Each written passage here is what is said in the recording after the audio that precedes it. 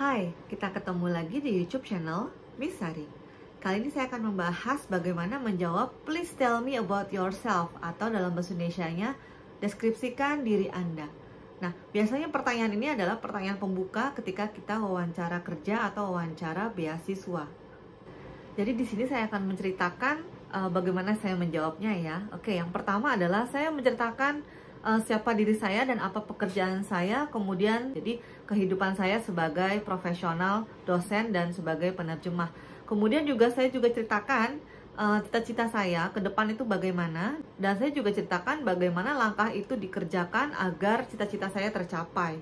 Kemudian saya juga share apa yang sudah saya lakukan dan apa yang belum saya lakukan untuk mengejar cita-cita itu. Kemudian yang ketiga adalah saya menceritakan prestasi, tapi prestasi ini bukan yang di CV ya, maksudnya nggak hanya bilang saya dosen berprestasi, saya lulusan cum laude, wisudawati terbaik, itu mereka sudah bisa lihat di CV. Tapi kita ceritakan seperti sedang storytelling gitu loh, karena ini kan kisah kita. Jadi kenapa enggak kita menceritakan dengan alur yang memang apa yang kita rasakan gitu kan. Jadi misalnya saya mengaku sebagai dosen berprestasi, kok bisa terpilih? Bagaimana perasaan saya saat itu, atau apa yang saya lakukan sehingga bisa terpilih? Hal-hal itu yang bisa ditangkap oleh pewawancara bahwa kisah ini sungguh-sungguh kisah kita, bukan hasil karangan atau hasil polesan yang luar biasa gitu. Kemudian selanjutnya adalah kita menceritakan hobi kita. Nah, usahakan menyebutkan hobi-hobi yang produktif. Contohnya, ketika saya ditanya hobinya apa di akhir pekan dan lain-lain, ya selain saya bilang saya spend my time with my family, ya saya juga bilang bahwa ketika saya mengusahakan waktu untuk menjadi relawan guru, relawan bencana banjir, relawan macam-macam, nah itu bisa menunjukkan bahwa hobi kita punya impact bagi orang lain atau bagi suatu area seperti itu. Jangan sampai kita menceritakan hobi kita adalah tidur, makan, pesan ojol gitu ya untuk pesan makan dan lain-lain. Tapi usahakan hobi yang produktif. Kalau misalnya ada hobi yang hobi saya cuma olahraga dan lain-lain. Nah, coba tunjukkan apa sih benefit bagi kamu dan bagi orang sekitarnya. Contohnya, saya punya teman dia hobi lari, tapi larinya tidak hanya lari sendiri, lama-lama dia punya komunitas untuk mengajak orang untuk donasi.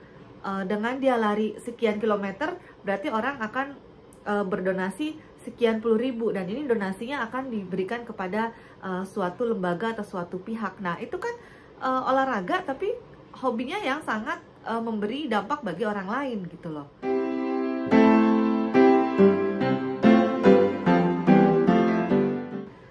Jadi untuk tips yang pertama tadi yang saya katakan, kita menceritakan professional life kita. Kalau kita bilang misalnya nama saya Sari, saya adalah dosen di Politeknik Negeri Jakarta, maka selanjutnya akan membahas our professional life. Tapi kalau misalnya nama saya Sari, saya baru lulus S1 atau saya baru lulus S2 dan belum punya pengalaman kerja, ya ceritakan saja keaktifan kita di organisasi atau waktu kita magang, seperti apa kita bersikap, seperti apa kita punya rencana pada saat kita magang, dan seperti apa keberhasilan kita pada saat kita ada di organisasi atau di tempat kita magang, seperti itu.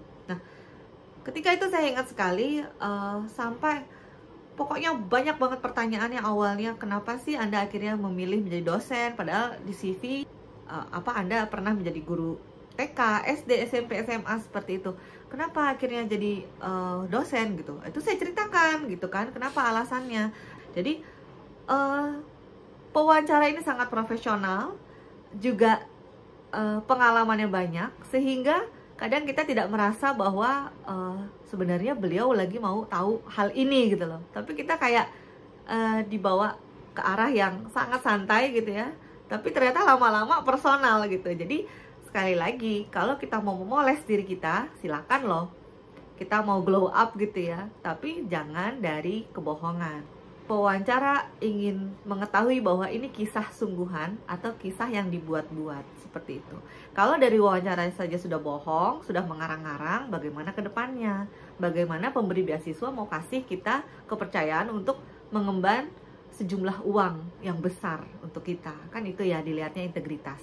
Kemudian yang kedua, kalau kita menceritakan cita-cita, ceritakan future plans, goals, long term goals, short term goals. Ini pewawancara ingin lihat kita seoptimis apa sih jadi orang. Maka itu di video yang sebelumnya, yang ada teman saya juga berbagi, teman saya ini S1, kemudian dia mau S2 dengan beasiswa LPDP.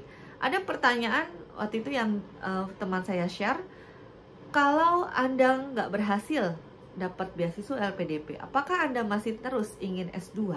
Kemudian teman saya menjawab iya, karena beasiswa LPDP ini hanya salah satu cara. Tapi goalnya dia adalah A, dan bisa dituju dengan lewat kuliah S2. Maka dia akan terus lanjut kuliah S2 walaupun dia tidak mendapatkan beasiswa LPDP. Nah, artinya teman saya ini akan terlihat, wow, orang ini optimis dan orang ini punya goal yang sangat terukur gitu loh. Jadi nggak yang awang-awang gitu loh, kayak setinggi langit cita-citanya, tapi kita nggak tahu bagaimana kesananya. Selanjutnya, yang tadi tentang prestasi, sekali lagi ceritakan prestasi semua hal ini ceritakan dengan gaya storytelling kalau bisa. Nah, prestasi ini diceritakannya bukan dengan sombong, dengan kita pamer, oh saya begini, saya begitu, saya rekor internasional, saya rekor nasional, dan lain-lain, bukan. Tapi tunjukkan prosesnya. Karena pewawancara sepertinya ingin melihat bagaimana sih Anda struggle, bagaimana Anda berjuang untuk suatu hal, seperti itu. Apakah hidup Anda memang sudah beruntung aja gitu kan, indah gitu dari lahir sampai sekarang seperti itu, atau Anda memang pernah berjuang, Anda pernah gagal dan Anda pernah bangkit, seperti itu. Oke, tadi itu tipsnya, dan saya mau kasih trik sekarang ya. Jadi trik yang pertama adalah dress well, feel good ya. Tunjukkan bahwa ini pakaian seorang yang profesional, seorang yang bisa diandalkan gitu, dan itu nggak harus mahal. Pakaian nggak harus mahal dan nggak harus blazer. Kalau Anda tidak bisa pinjam blazer, tidak punya blazer, ya nggak usah paksa gitu kan.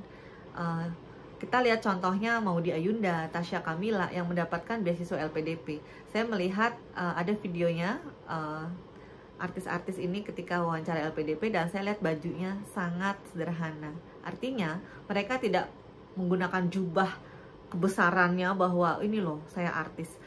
Tidak pakai atribut yang berlebihan bahwa menunjukkan ini loh saya seorang public figure dan lain-lain. Jadi ya, kita harus meyakinkan pewawancara bahwa kita orang yang layak dengan dimulai dari pakaian yang tepat ya. Kemudian storytelling ya. Jadi triknya adalah storytelling. Kita menceritakan kisah kita seperti storytelling bahwa kita adalah pemeran utamanya. Oke. Yang pertama ini membuat Anda nyaman karena Anda mengisahkan diri Anda, mengalir alurnya, Anda tahu plotnya bagaimana gitu kan. Dan yang kedua juga ini tidak membosankan. Kebayang nggak sih kalau menjelaskan gitu ya panjang lebar kayak presentasi di kelas, mungkin kita mengantuk ya. Pewawancara itu mewawancara ratusan orang mungkin satu hari ya. Jadi akan menyimak dan mendengarkan Anda dengan lebih seru kalau kita bisa storytelling. Lanjut, polish yourself but please be you ya. Jadi boleh loh sekali lagi memoles, coba ditambahkan sedikit deh supaya terlihat lebih indah gitu. Silakan, yang penting jadi diri Anda sendiri. Anda tidak perlu imitate orang lain. Misalnya jawaban Anda persis mengikuti jawaban saya, atau misalnya jawaban Anda mengikuti Maudy Ayunda gitu. Padahal Anda tidak pernah melakukan hal itu, hal yang dilakukan oleh Maudy Ayunda. Makanya saya beberapa kali ya menemukan tulisan di komen atau yang DM saya gitu via Instagram, boleh minta nggak skripnya waktu wawancara beasiswa LPDP, mana pertanyaannya, mana jawabannya. Bagaimana menurut Anda? Kenapa saya tidak memberikan? Ya, sekali lagi, Anda tidak bisa menjadi orang lain. Anda harus jadi diri Anda sendiri. Ya, kisah Anda, ya itu adalah perjalanan Anda. Jadi kita tidak bisa mengkopas, saya mau mengikuti jawaban Maudy Ayunda, padahal saya tidak pernah melakukan apa yang dilakukan oleh Maudy Ayunda. Maka pewawancara akan tahu kan bahwa itu adalah fake gitu ya. Jadi seperti itu. Oke deh, sekian dulu ya. Tetap sehat, tetap semangat. Dah.